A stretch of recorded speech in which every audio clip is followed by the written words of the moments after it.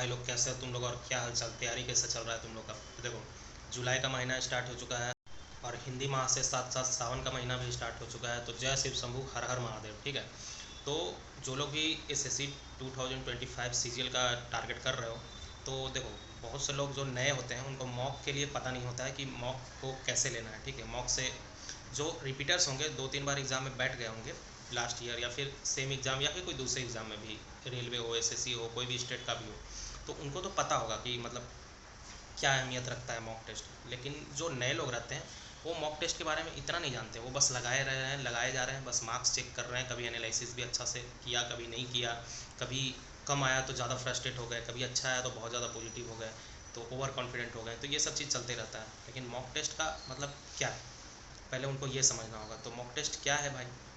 तो देखो, mock test ही है। ठीक है, तो मॉक टेस्ट ही है, मतलब वो रियल तो है नहीं भाई। वो तो एक प्रैक्टिस सेट तुम्हारे लिए बनाया गया है कि जैसा एग्ज़ाम में आता है पैटर्न, जैसा जो सिलेबस है, किस टाइप का क्वेश्चंस आया है पिछला साल का, लास्ट ईयर्स में, तो उसके बेसिस पे उसी पैटर्न पे बनाया जाता है। तो उससे तुम अपना चेक कर सकते हो कि कितना तुम प्रिपेयर किए हो, तो तुम कहाँ पे लाइक कर रहे हो। रैंक वगैरह तुमको दिखाता है, परसेंटाइल दिखाता है, हर सब्जेक्ट का मार्क्स दिखाता है, क्या सही हुआ क्या गलत हुआ, तो एक चीज़ पता चलता है तुमको, हर चीज़। ठीक है, तो मॉक टेस्ट बेसिकली सबसे ज़्यादा अहमियत इस सेंस में रखता है कि भाई उससे तुमको इम्प्रूव करना है, उससे तुमको सीखना है।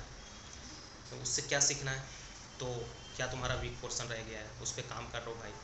कोई चीज़ गलत हो रहा है सिलेबस कंप्लीट होने के बाद, तो वो गलत क्यों हो रहा है, कोई क्वेश्चन, या फिर कोई कहीं पे स्पीड तुम्हारा कम पड़ रहा है मैथ्स में, रीजनिंग में, तो क्यों पड़ रहा है? क्योंकि अब ज़्यादा टाइम तो मिलेगा नहीं भाई, जितना सबको मिलेगा, या फिर जो टाइमिंग फिक्स है 1 घंटा, वही मिलना है तुमको। फिर सब्जेक्ट्स को कितना टाइम किसको अलॉट करोगे? 4 सब्जेक्ट है तो ठीक है, कौन सा पहले करोगे, कौन सा बाद में करोगे, उसका एक इंटरफेस जो है किस टाइप का ऑनलाइन में आता है, क्योंकि वो सब सबसे फैमिलियर रहोगे तभी तुम एग्ज़ाम में अच्छा स्कोर कर पाओगे। एग्ज़ाम में सिर्फ नॉलेज चेक नहीं होता है। ठीक है, तुम्हारा नॉलेज, तुम्हारा कॉन्फिडेंस, तुम्हारा मतलब एक पैटर्न, तुम्हारा कंसिस्टेंसी, हर चीज़ चेक होता है एग्ज़ाम में। ठीक है, कंपटीशन एग्ज़ाम में, स्कूल का एग्ज़ाम नहीं है कि भाई वो मतलब तुम्हारा जितना आ रहा है लगभग पढ़ पढ़ के तुम हर बार उतना लाए जा रहे हो, मतलब 80%, कोई 90%, तो हर बार उसका फिक्स है भाई, वो उतना पढ़ के ले ही आएगा, उसको पता है क्या क्या आना है। कोई उतार चढ़ाव ऐसा कुछ होता नहीं है ज़्यादा स्कूल एग्ज़ाम में। ठीक है, तो वो पैटर्न फिक्स होता है। लेकिन यहाँ पे कॉम्पिटिटिव एग्ज़ाम में भाई तुम्हारा हर चीज़ चेक होता है। तुम उस दिन कैसे हो, तुम्हारा मतलब माइंडसेट कैसा है, तुम्हारा मतलब माइंड कुछ डिस्टर्ब तो नहीं है, क्योंकि डिस्टर्ब होगे तो 1 घंटा में कुछ परफॉर्म नहीं कर पाओगे। तो मॉक्स जो है, प्रैक्टिस सेट्स वगैरह जो है, अलग अलग प्लेटफॉर्म पे ऑनलाइन जो है, वो तुमको एक स्ट्रैटी प्रदान करता है, तुमको स्ट्रैटी बनाने में हेल्प करता है कि कैसे तुम फाइनल एग्जाम में टैकल करोगे चीज़ों को, कैसे तुम टाइम मैनेजमेंट करोगे, कैसे तुम क्वेश्चंस को, हर सब्जेक्ट को टैकल करोगे, ये सब चीज़। ठीक है, तो मॉक से ये चीज़ स्ट्रैटी बनाओ तुम। वो कैसे होगा कि देखो, सबसे पहले तुम स्पीड कम नहीं पड़ना चाहिए। 60 मिनट का समय है तुम्हारे पास 4 सब्जेक्ट में, तो लगभग 55 से 56 मिनट में तुम्हारा सब्जेक्ट मतलब चारों हो जाना चाहिए। 3-4 मिनट लास्ट में बचना चाहिए, ताकि तुम एक बार गो थ्रू करो, कहीं कुछ छूटा तो नहीं है, कोई क्वेश्चन गलत है तो उसको चेंज कर सको, ऐसा कुछ, मतलब एक बार रिवीजन के लिए सारा चीज़ जो भी है उसको देखने के लिए, एक बार गो थ्रू करने के लिए टाइम होना चाहिए 3-4 मिनट। नहीं तो एकदम लास्ट में हड़बड़ी हो जाएगा और प्रेशर में थोड़ा और दिमाग नहीं काम करने लगता है, तो एकदम लास्ट तक मत ले जाओ। 3-4 मिनट पेपर पहले ख़त्म करो, अच्छा रहेगा। पेपर 2 बार में करो, नॉट इन वन गो, 2 बार या 3 बार में भी बहुत लोग करते हैं, मैं तो 2 बार में करता था भाई। और मेरा स्ट्रेटजी अगर पूछोगे तो पहले रीजनिंग करता था, उसमें मेरा 15-16 मिनट जाता था। उसके बाद इंग्लिश करते थे, उसमें 8 से 9 मिनट वहाँ पे देते थे। उसके बाद भाई मैथ्स पे आते थे, रीजनिंग हो गया, इंग्लिश हो गया, मैथ्स पे 25-26 मिनट देते थे। उसके बाद जीएस जीके पे जाते थे, वहाँ 5-6 मिनट देते थे, और लास्ट में 4-5 मिनट मेरा बचता था। तो उसमें कोई सवाल छूटा हुआ है और 2 गो में हम करते थे, मतलब एक बार गया, गो थ्रू किया, मतलब रीजनिंग का एक बार में 15 सवाल बना या 17 सवाल बना, लास्ट में 7-8 जो बचा उसमें से दोबारा आए तो उसमें सब बना लिए, मतलब 1-2 छूटा तो रहने दिए, मतलब कोई नहीं बनने वाला है या ज़्यादा टाइम ले रहा है तो उसको छोड़ के फिर इंग्लिश पे आ गए, ऐसा टाइप का। इंग्लिश पे सारा हो ही जाता था। मैथ्स का करते थे, वैसे भी 2-3 बचता था मैथ्स में भी 25-26 मिनट के बाद। उसके बाद जीएस जीके पूरा निपटाते थे 5-6 मिनट में, तो लास्ट में 3-4 मिनट जो बचता था उसमें रीजनिंग और मैथ्स करते थे। तो इस तरह से स्ट्रेटजी एक बना लो सब्जेक्ट का, कौन तुम पहले, ज़रूरी नहीं है तुम मेरा फॉलो करो, कौन एक तुम कर रहे हो और वही फॉलो करो लास्ट एग्ज़ाम तक, अभी से कम 1 महीना चेंज मत करना स्ट्रेटजी, जो फॉलो करना, जी के पहले तो जी के पहले, इंग्लिश पहले तो इंग्लिश पहले, जो भी तुम्हारा हो। ठीक है, टाइमिंग भी अलॉट कर लेना अपने हिसाब से और उसी को फॉलो करना मेन एग्ज़ाम में। तो ये सब स्ट्रेटजी होता है। बाकी मार्क फॉर रिव्यू एक जो ऑप्शन आता है वो टिक करने के लिए कि अभी बना नहीं है लेकिन वो तुमको लग रहा है कि बन जाएगा, तो वो ज़रूर काम करेगा। कब? जब 2 गो में तुम बना लोगे और जो सवाल बचा हुआ रहेगा उसमें कोई होगा मार्क फॉर रिव्यू किया हुआ और कोई सवाल पे कुछ नहीं किया होगा, तो जो पहले मार्क फॉर रिव्यू है जो बनने लायक है उसको तुम पहले करोगे। तो तो ये सब चीज़ बहुत काम करेगा। मतलब पहले हम भी करते थे तो मतलब मेरे को भी कोई बोला था भाई 2 गो में करना मार्क पर, मेरे को लगा क्या यार टाइम वाइम कुछ रहता नहीं है और ये सब करने लेंगे तो और ज़्यादा दिक्कत होगा। तो लेकिन ऐसा नहीं है, वो सब जब यूज़ करोगे ये सब चीज़ों का तो और ज़्यादा अच्छा ईजीनेस लगेगा तुमको बनाने में, सवाल करने में या फिर पेपर करने में तुमको अच्छा लगेगा, फील आएगा कि हाँ अच्छा चल रहा है। ये सब स्ट्रेटजी है, ये सब फॉलो करोगे तो तुम्हारा मार्क्स इंप्रूव होगा और कॉन्फिडेंट आएगा, ठीक है।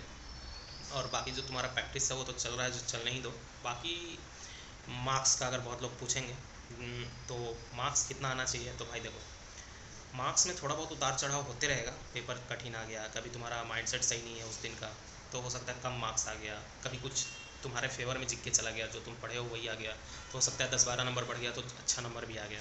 लेकिन एक एवरेज होता है कि तुम जितना, जैसे कोई 150, कोई 140, वहाँ पे वो लगभग लाइक कर रहा होगा, उसी के इर्द गिर्द उसका मार्क्स घूम रहा होगा एवरेज में, ठीक है।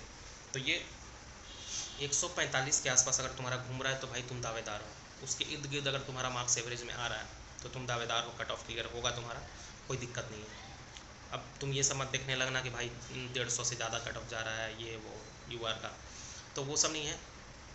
अगर 145 तुम्हारा आ रहा है तो होगा, नॉर्मलाइजेशन वगैरह भी फैक्टर है, तुम्हारा शिफ्ट कैसा है उस हिसाब से नॉर्मलाइजेशन होगा, तो ये सब फैक्टर वहाँ पे बनता है। मेन एग्जाम तक तुम और थोड़ा इंप्रूव करोगे, करंट अफेयर वगैरह पढ़ोगे, कुछ पोर्शन छूटा होगा उसको तुम कवर करोगे, जीएस वगैरह में प्रैक्टिस करोगे और ज़्यादा मैथ्स, तो थोड़ा और इंप्रूव होगा ही होगा तुम्हारा लास्ट टाइम तक। लेकिन कंसिस्टेंट रहोगे तो, पॉजिटिव रहोगे तो, ये नहीं कि निगेटिव चीज़ों में फंस रहे हो, मार्क्स कम आया तो पूरा फ्रस्ट्रेट हो गए, जो पढ़ रहे थे उतना भी नहीं पढ़ रहे हो, ये सब गलत चीज़ है, ये सब मत करो। कंटिन्यू रहो, कंसिस्टेंट रहो एकदम, और मार्क्स को ज़्यादा दिल पे मत लो। जो रिपीटर है वो तो जानते हैं भाई कि हाँ ये सब चलते रहता है उतार चढ़ाव, लेकिन जो लोग नए फील्ड में आए हैं, नए नए लोग हैं, एकदम फ्रेशर हैं, अभी ग्रेजुएट हुए हैं और तैयारी कर रहे हैं, तो वो लोग थोड़ा डर जाते हैं और जैसे जैसे एग्ज़ाम पास आता है थोड़ा और डरने लगते हैं। कोई उसका दोस्त उसका अच्छा नंबर आ रहा है तो वो लोग मतलब एक मतलब क्या बोलते हैं, फ्रस्ट्रेशन में आ जाते हैं कि यार उसका तो अच्छा आ रहा है, मेरा तो भाई 140 नंबर भी नहीं बन रहा है, तो पता नहीं हो पाएगा इस। तो भाई देखो ऐसा कुछ भी नहीं है कि अगर तुम्हारा 140 आ रहा है, 135 आ रहा है तो नहीं हो पाएगा, ऐसा कुछ नहीं है भाई। मेन एग्जाम में हो सकता है उस दिन तुम्हारा मतलब फेवर में पेपर आ जाए, तुम उस दिन तक और अच्छा तुम कवर कर लो सारा चीज़, ठीक है।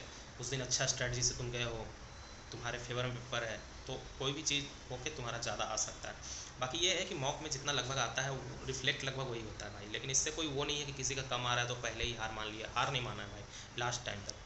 तुम वो कृष्ण जो उपदेश दिए थे अर्जुन को, क्या दिए थे, ये दिए थे कि भाई वो भी डर रहा था कि मेरे सब परिवारजन हैं, सब मेरे बड़े हैं, सब मेरे अपने हैं, तो कैसे मतलब किसी पे वार करूं, कैसे युद्ध करूं। तो बस एक ही चीज़ वो बोले थे कि भाई देखो तुम रिजल्ट मत सोचो युद्ध का क्या होगा, कौन जीतेगा कौन हारेगा, कौन मरेगा कौन बचेगा, ये सब नहीं। तुम तो बस इसलिए युद्ध करो कि भाई तुम्हारा धर्म है युद्ध, तो तुम भी बस ये है कि तुम्हारा धर्म है एग्ज़ाम देना, तुम्हारा धर्म है पढ़ाई करना, तो तुम बस इसलिए पढ़ाई करो, ये नहीं कि तुम उसका रिजल्ट सोच रहे हो कि क्या होगा नहीं होगा, ठीक है। तो ये चीज़ हो गया। और मॉक का स्ट्रेटजी बता दिए कैसे क्या करना है। और मॉक जो PYQ जो है वही दो लास्ट के समय में, ज़्यादा नया मॉक ट्राई मत करो। PYQ बहुत सारा है, हर शिफ्ट में एक एक साल में 36 शिफ्ट आता है, 40 शिफ्ट, तो PYQ ट्राई करो, मतलब वही दो डेली बेसिस पे एक दे रहे होगे तो सही है, देते रहो, कंटिन्यू रखो, कोई दिक्कत नहीं है। वीक पोर्शन पे काम करना मत छोड़ना, वीक पोर्शन जो भी रह गया है, जिक्के में कुछ बाकी रह गया है, करंट अफेयर कुछ सोचे थे लास्ट में पढ़ने का, तो अभी समय है, वो समय है जब लास्ट में कुछ इंप्रूव करो, इसके बाद फिर टाइम नहीं मिलेगा। तो ये हो गया। और जो लाइव मॉक वगैरह आता है जैसे ओली बोर्ड वगैरह हो गया, फिर ये टेक्स्ट बुक का भी आता है, तो ओली बोर्ड का हम थोड़ा ज़्यादा अच्छा मानते हैं, सबसे उसका रिलेवेंट रहता है, तो वो लाइव ज़रूर देना। सैटरडे संडे अगर दे रहे हो तो 2 लाइव दे देना। तो और RV द पंडित किसी का अगर अच्छा प्रिपरेशन है तो भाई वो सब दे सकते हो, बाकी वो थोड़ा हार्डेस्ट शिफ्ट में, हार्डेस्ट साइड में उसका पेपर रहता है, तो मतलब जिसका कम मार्क्स आ रहा है वो ट्राई मत करना लास्ट के समय में, ठीक है। तो ओली बोर्ड वगैरह का दो, ज़्यादा सही है।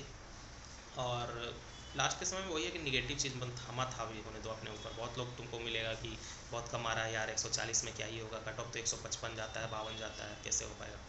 तो वो सब चीज़ पे ध्यान मत दो, तुम बस अपना तैयारी पे ध्यान दो, अपना मेहनत पे ध्यान दो, और इम्प्रूव करने का सोचो हर दिन कि कैसे तुम एग्ज़ाम तक मतलब इम्प्रूव कर सकते हो। और जो भी प्रैक्टिस कर रहे हो उसको कंटिन्यू रखो, कंसिस्टेंट रहो।